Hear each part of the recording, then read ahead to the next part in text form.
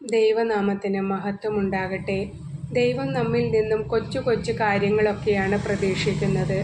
ഒരു വീട്ടിൽ ഭാര്യ, ഭർത്താവ്, മക്കൾ ഉണ്ടെങ്കിൽ ചിലപ്പോൾ ഭാര്യയ്ക്ക് മാത്രമായിരിക്കും പ്രാർത്ഥനാവരം ദൈവം നൽകിയിട്ടുള്ളത്.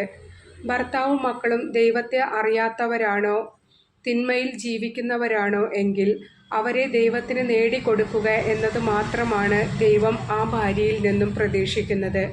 കാരണം ആ 3 പേരെയും ദൈവത്തിലേക്ക് എത്തിക്കാൻ ദൈവം നിയോഗിച്ച ആ വ്യക്തിക്ക് മാത്രമേ സാധിക്കുകയുള്ളൂ. നിങ്ങൾ വേണമെങ്കിൽ ശ്രദ്ധിച്ചുകൊള്ളൂ, എല്ലാവർക്കും ദൈവം പ്രാർത്ഥനാവരം നൽകിയിട്ടില്ല. പ്രാർത്ഥനാവരം കിട്ടിയ മക്കൾ അത് മറ്റുള്ളവരുടെ നന്മയ്ക്ക് വേണ്ടി ഉപയോഗിക്കണം. മനസ്സു നൊന്ത് നമ്മുടെ അടുത്ത് വരുന്നവരെ നമ്മൾ ആശ്വസിപ്പിച്ച് ഈശോയെക്കുറിച്ച് പറഞ്ഞുകൊടുത്ത് അവരെ രക്ഷയിലേക്ക് നയിക്കണം. നമ്മളാൽ കഴിയുന്ന സഹായം നമ്മൾ അവർക്ക് വേണ്ടി ചെയ്യണം. എൻ്റെ അടുത്ത് വരുന്ന ഒത്തിരി വേദനിക്കുന്ന മക്കളെ ഞാൻ സമാധാനിപ്പിക്കാറുണ്ട്. അവർക്ക് വേണ്ടി കണ്ണുനീരോടെ ഈശോയോട് പ്രാർത്ഥിക്കാറുണ്ട്.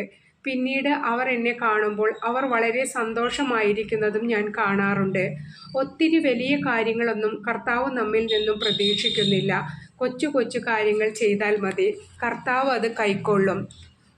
എൻ്റെ എല്ലാ വ്യൂവേഴ്സിനെയും സബ്സ്ക്രൈബേഴ്സിനെയും കർത്താവ് സമൃദ്ധമായി അനുഗ്രഹിക്കട്ടെ. ആമേൻ.